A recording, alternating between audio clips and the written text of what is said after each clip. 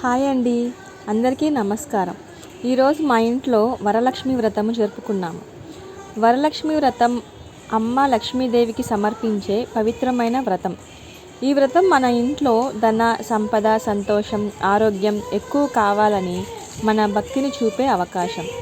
ఈరోజు మా ఇంట్లో ప్రత్యేకత ఏంటంటే మా వదిన కూడా ఈ వ్రతం రోజు మా ఇంట్లోనే మాతో ఉండడం. ఇంటి ఇల్లాలు, ఇంటి ఆడపడుచు, ఇంటి ఆడపిల్ల కలిసి చేసుకుంటున్న వ్రతం. ఇంటి ఇల్లాలు అంటే నేను, ఆడపడుచు మా వదిన, ఆడపిల్ల అంటే నా కూతురు.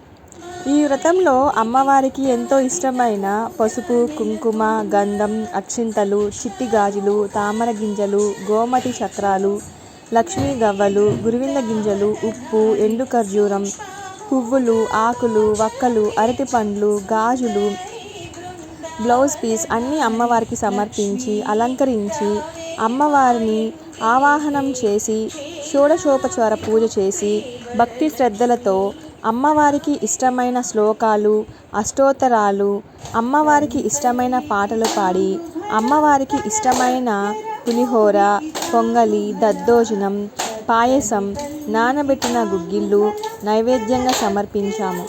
ఈ పండుగను మేము చాలా ఆనందంగా, సంతోషంగా చేసుకున్నాం.